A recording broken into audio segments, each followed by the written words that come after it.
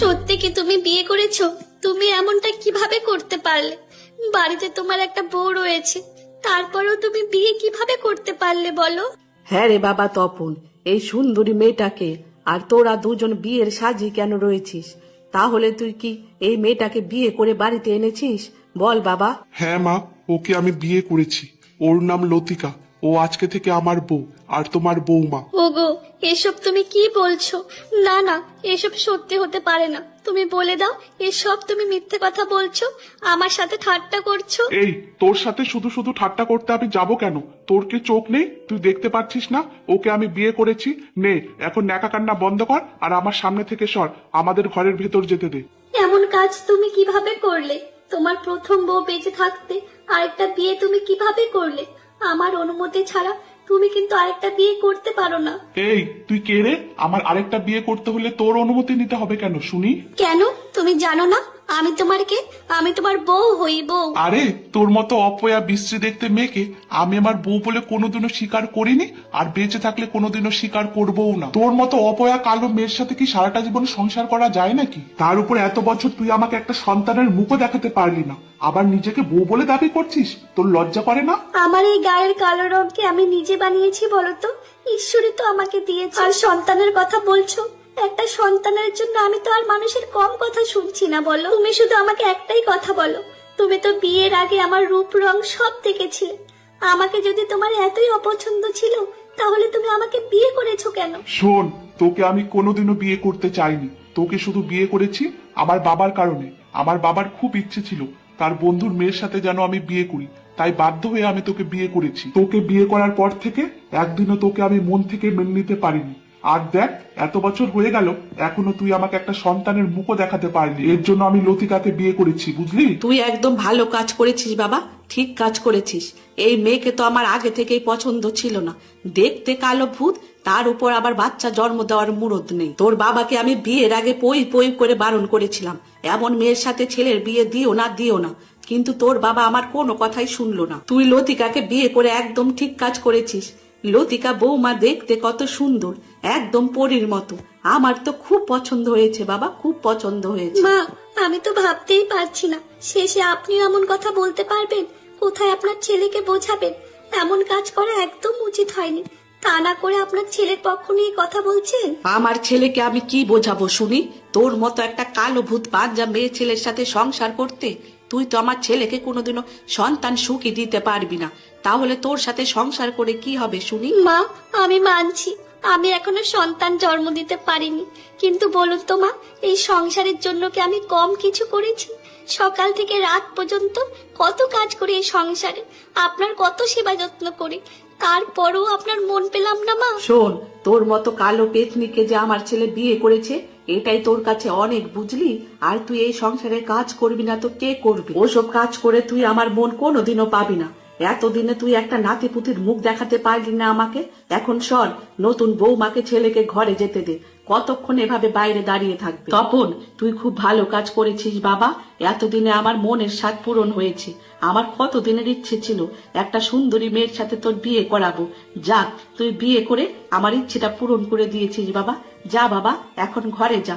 আর কতক্ষণ এইভাবে বৌমাকে নিয়ে দাঁড়িয়ে থাকবি বাবা? এই, শুনলি না মা কি বললো? সর, সামনে থেকে সর। আস্তে না আস্তে ন্যাকা কান্না শুরু করে দিয়েছে।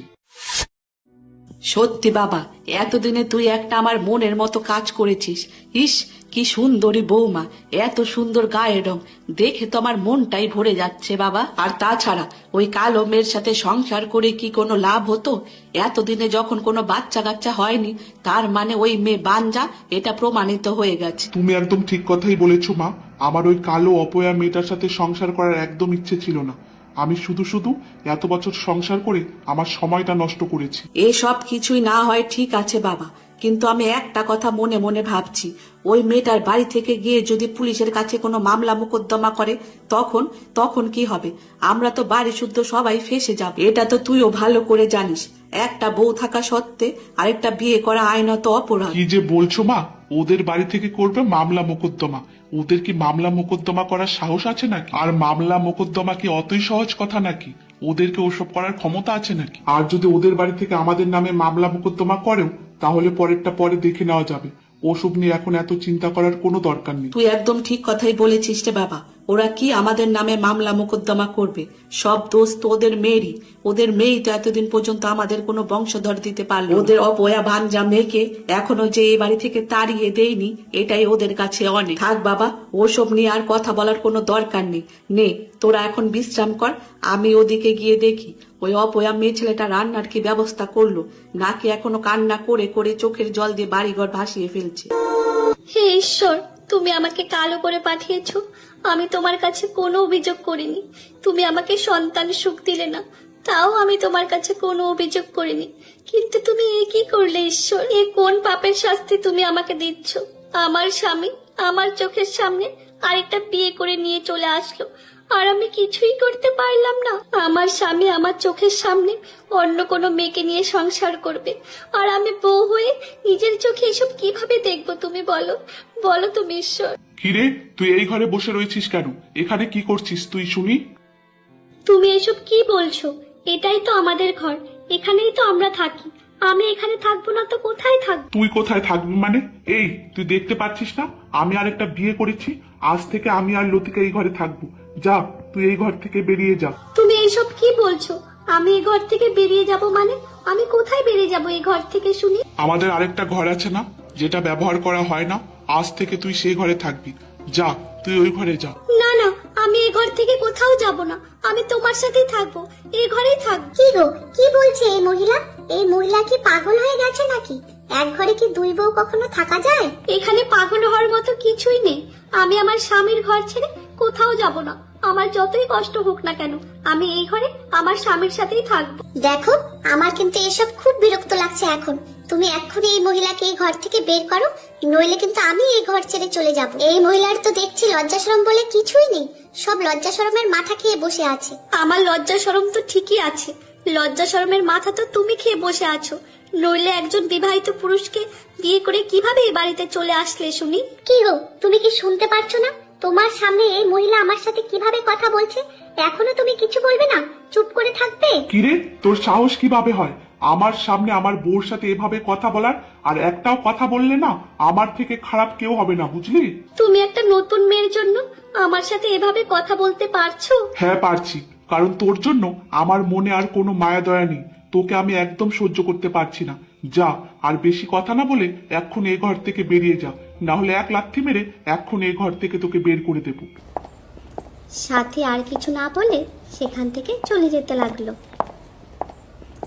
দেখো, আমি কিন্তু তোমাকে একটা কথা পরিষ্কার ভাবে বলে দিচ্ছি, আমি তোমার সম্পর্কে সবকিছু জেনে শুনে তোমাকে বিয়ে করেছি। তাই বলে কিন্তু আমি ওই অপয়া মেয়ে ছেলেটার কথা একদম শুনে চলতে পারবো না, বুঝলে? দেখেছো ওর কত বড় সাহস? তোমার সামনে আজকে আমাকে কত কিছু শোনালো। বউ, আমাকে মাত্র 2 দিন সময় দাও। এই 2 দিনের মধ্যে ওই অপয়া অলক্ষী মেয়েটাকে বাড়ি থেকে লাথি মেরে বের করে দেবো। সত্যি তোমার বাবা যে কি দেখে এই মেয়ের সাথে তোমাকে বিয়ে দিয়েছিল কে জানে? না আছে রূপ, না আছে কোনো গুণ, আর তুমি যে এই কুৎসিত মেয়ের সাথে এতদিন কিভাবে সংসার করেছো সেটাই তো আমি বুঝতে পারছি না। আর কি করব বলো? এই মেয়ের সাথে তো সংসার করা ছাড়া আমার কাছে আর কোনো উপায় ছিল না। আমার বাবা আমাকে পরিষ্কার বলে দিয়েছিল, এই মেয়ের সাথে যদি কোনো রকম খারাপ ব্যবহার আমি করি তাহলে আমাকে ত্যায্য পুত্র করে ছাড়বে। এতদিন পর্যন্ত আমার বাবা বেঁচে ছিলেন, তাই তো ওই অপয়া মেয়েকে কিছু বলতে পারিনি। এখন বাবা মারা গেছেন, আর দেখেছো তোমাকে বিয়ে করে বাড়িতে নিয়ে চলে এসেছি। আর মা তো তোমাকে খুব পছন্দ করেছে, দেখলে না তোমাকে বিয়ে করাতে মা কত খুশি হয়েছে। হ্যাঁ, তোমার মা তো খুশি হবেই, আমার মতো সুন্দরী বৌমা যে পেয়েছে। আচ্ছা, ওসব কথা না হয় এখন বাদ দাও, তুমি কিন্তু কথাটা ভুলে যেও না, 2 দিনের মধ্যে ওই অপয়া কুৎসিত মেয়ে ছেলেটাকে এই বাড়ি থেকে বের করে দেবে।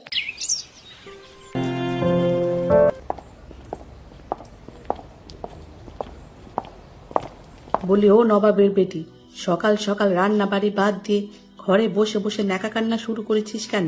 কি হয়েছে? কেন মা, আপনি জানেন না কি হয়েছে? আমি কেন ঘরে বসে কান্না করছি? না, আমি তো বুঝতে পারছি না কি হয়েছে। তুই আমার ছেলেকে এখনো সন্তানের মুখ দেখাতে পারলি না, তার মধ্যে দেখতে কালো কুৎসিত। তার জন্য না হয় আমার ছেলে আরেকটা সুন্দরী মেয়েকে বিয়ে করে এনেছে, তাতে কি হয়েছে? তোকে তো এই বাড়ি থেকে তাড়িয়ে দেয়নি, যার জন্য এখন তোকে ঘরে বসে বসে এইভাবে ন্যাকা কান্না করতে হবে। মা, আমি তো ভাবতে পারছি না আপনি একটা মেয়ে হয়ে একটা মেয়ের কষ্ট বুঝতে পারছেন না? জানেন তো মা, একটা মেয়ে সব কিছুর ভাগ দিতে পারে, কিন্তু নিজের স্বামীর ভাগ কাউকে দিতে পারে না। জানেন তো মা, কালকে যখন আপনার ছেলে অন্য একটা মেয়েকে বিয়ে করে বাড়িতে নিয়ে আসলো, তখন আমি ভেবেছিলাম আপনি হয়তো প্রতিবাদ করবেন, কিন্তু না মা, শেষ পর্যন্ত আপনিও আপনার ছেলের পক্ষ নিয়ে কথা বললেন। কেন আমি প্রতিবাদ করব কেন? আমার ছেলে কি ভুল কাজ করেছে শুনি? সমস্যা তো তোর। তুই এতদিন পর্যন্ত কোনো বাচ্চা দিতে পারলি না, আর পাড়ার মানুষ, গ্রামের মানুষ ভাবে আমার ছেলের দোষ। আমার ছেলেরে হয়তো কোনো সমস্যা আছে। জানেন মা, আপনার ছেলে আমাকে কাল রাতে ওই ঘর থেকে বের করে দিয়েছে, বলেছে এখন থেকে আমাকে এই ঘরেই থাকতে হবে। মা, আমি এই ঘরে থাকতে পারবো না। নবাবের বেটি এই ঘরে থাকতে পারবে না। এই ঘরে থাকতে পারবি না কেন রে? তোকে এই ঘরেই থাকতে হবে। ওই ঘরে নতুন বউ থাকবে, বুঝলি? আচ্ছা মা, আপনি আমাকে একটা কথা বলুন তো, আপনি ভাবছেন আপনার ছেলে আরেকটা বিয়ে করে খুব ভালো কাজ করেছে, নতুন বউ আপনার ছেলেকে বাবা হওয়ার সুখ দেবে, কিন্তু ঈশ্বর না করুক নতুন বউ যদি আপনার ছেলেকে সন্তানের সুখ দিতে না পারে, তখন আপনি কি করবেন? আপনার ছেলেকে কি আরেকটা বিয়ে করাবেন? চুপ কর, তুই চুপ কর। তোর ওই অপয়া মুখ দিয়ে একদম এসব কথা বলবি না।